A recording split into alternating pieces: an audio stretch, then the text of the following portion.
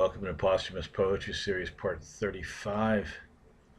And we started our series 35 weeks ago. We were doing it to feature poems that we knew that no one was really interested in based on experience sending them out to publishers or stuff like that.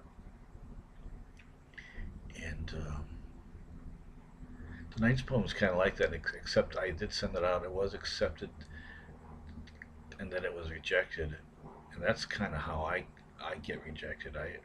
I usually get accepted first. I mean, then after they tell you they're going to do it, then they don't. But it's such a great little poem. It's one of those poems that, I always thought poems are about adventures. And if you want to have an adventure in poetry, you just take it and what you don't maybe understand to begin with, you look it up and you find it and you piece it all together. And, of course, keep in mind that Archibald MacLeish, the poet, once said, poems should not mean, poems should be.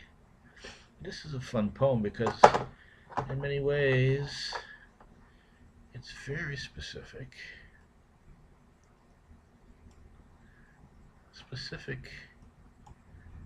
And many things are happening. There is a color to the poem, and there is a kind of internationalist flavor to the poem. After I had been to Europe a couple times, the Netherlands, I started to really like the feel of being there, and that's kind of anyone who knows me knows that's my aspiration, is to have time in life when I could just live there and see what it would be like to live there. So when I came to this poem, I wanted to kind of not write like just a Pittsburgh poem or an American poem. I wanted to write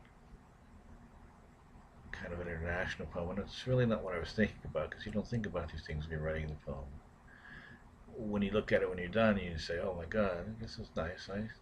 This is kind of like an international poem," because there's probably about 6 different languages in here, and it's one of those poems where you get to meet a lot of fun people. You get to meet,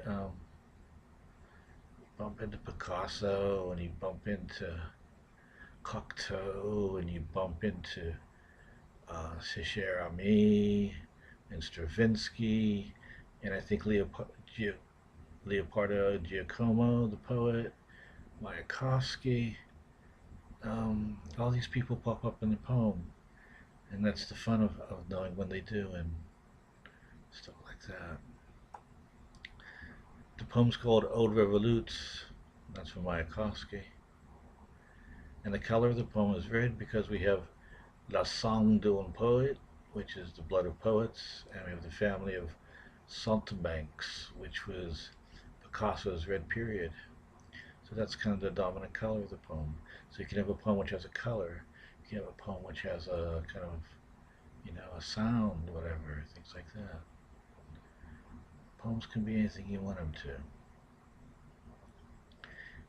And this poem, as I said, it's a very specific poem in a sense, is a walk in Amsterdam from the prinsengracht, as I begin, the prinsengracht near Westerkerk. It goes from there to the gray area coffee shop on oude leliestraat. And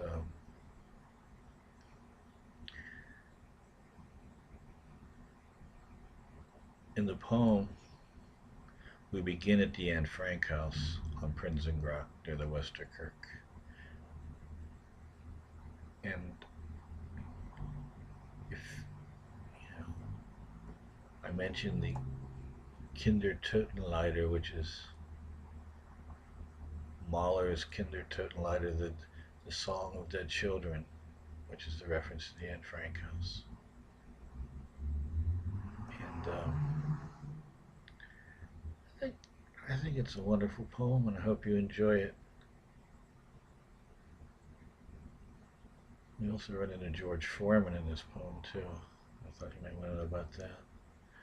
So see if you can see what these guys pop up. As I say, I hope you like this. I don't care if you do.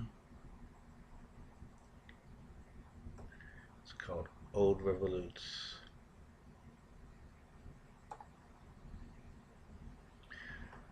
The prinsengracht near Westerkerk. The canal and the kindertotenleider.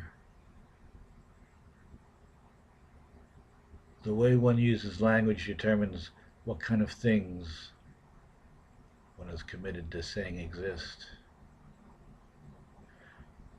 My natural sense of skittishness returned in time for the periwinkle.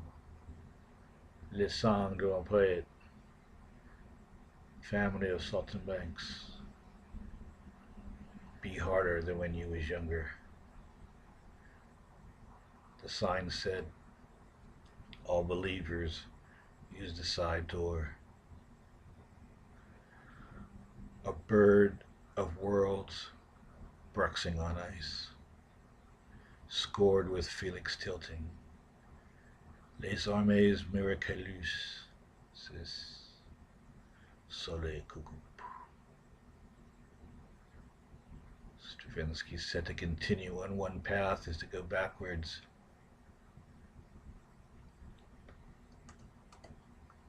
At oude leliestraat, apressamento morte. Gray mist. The whole world anting and speaking yerkish. The day waiting for me to open its can of fish.